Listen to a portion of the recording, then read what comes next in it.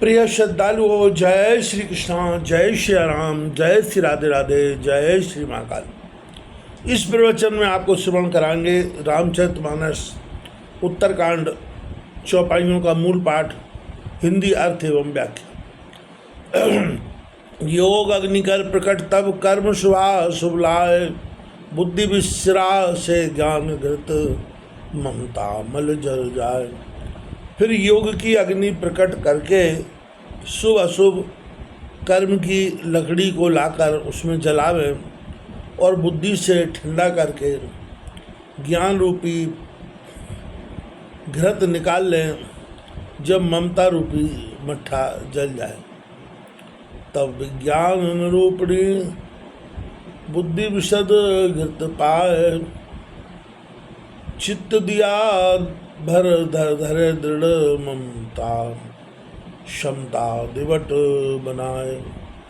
तब विज्ञान रूपी बुद्धि उज्ज्वल घृत की पाकर चित्त रूपी दीपक में दृढ़ता से भरें और क्षमता की दीवट को बनाकर उधर धर दें।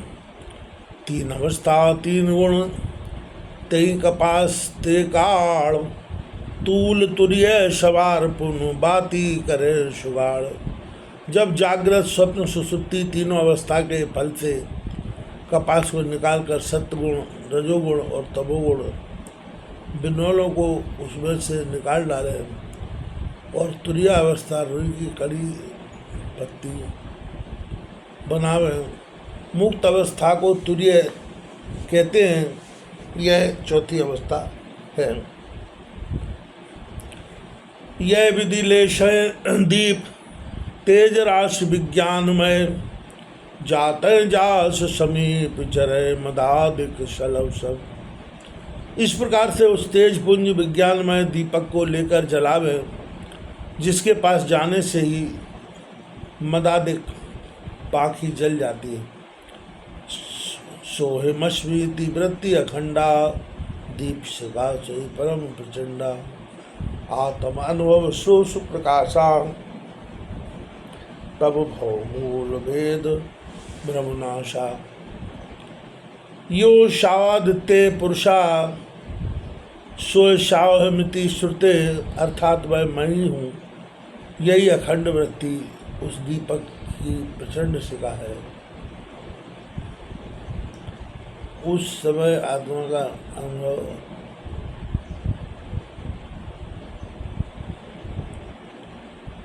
का अनुभव भी उसका प्रकाश है।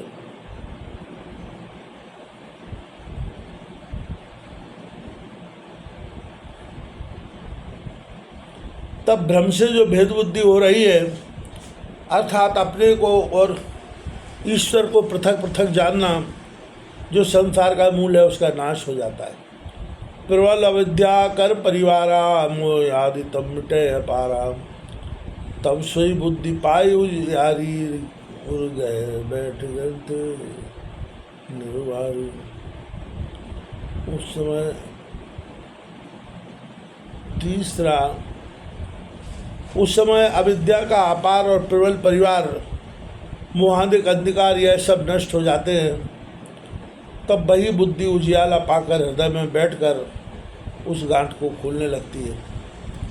छोरन ग्रंथि पाव जो कोई, तो यह नी जीव के तारत होई।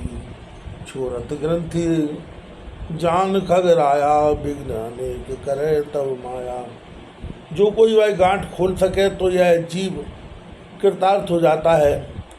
हे गरुड़ जी, गांठ को खुलती हुई जानकर उस समय माया अनेक प्रकार के विघ्न करती है। इस कारण इससे सावधान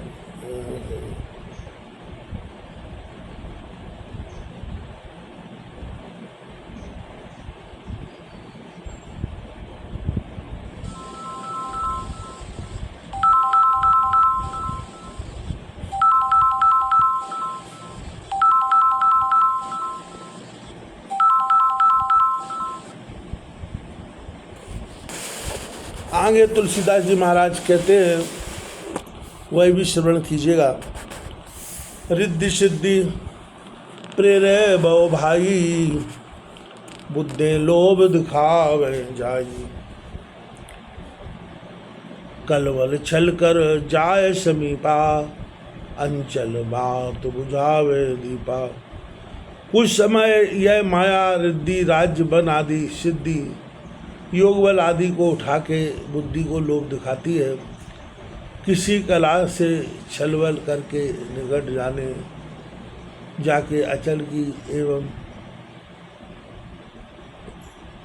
अचल की पवन से दिए को बुझा देती है। होए बुद्धि जो परम सयानी, तिन तन चितव न अनित जानी। जो ते विघ्न बुद्धि नहीं बाधी, सो बहुर सुर करे उपाधि। जो बुद्धि परम चतुर होती है तो उनको अहित जानकर उनकी ओर नहीं देखती।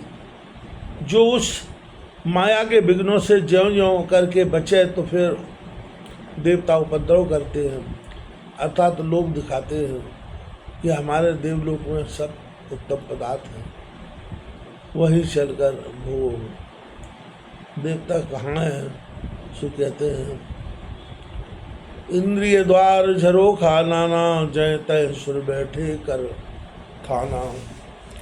आवत देखें विषय बयारी, ते हट दे है कपाट उखारी।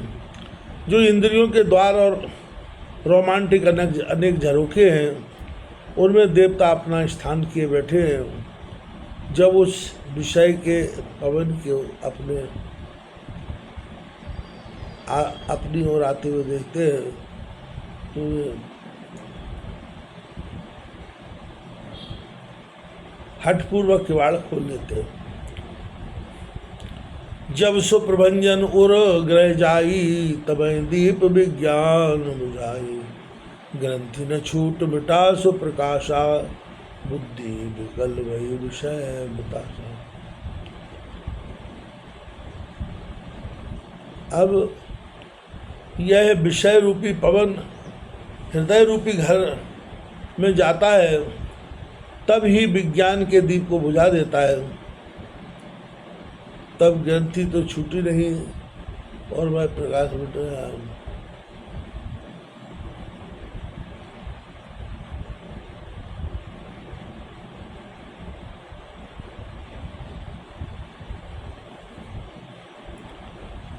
इंद्रिय सुनन न ज्ञान सुहाई, विषय भोग पर प्रीत सदाई।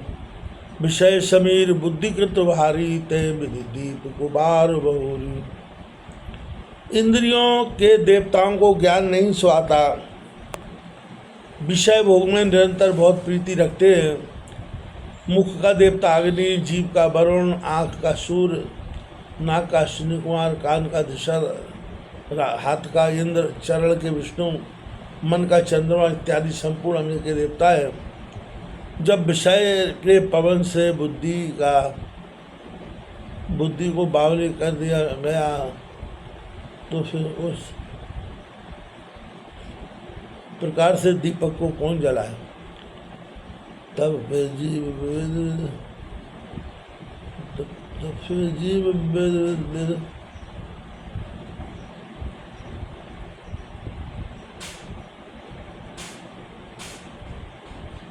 तब फिर जीव विविध पावे संस्कृति क्लेश।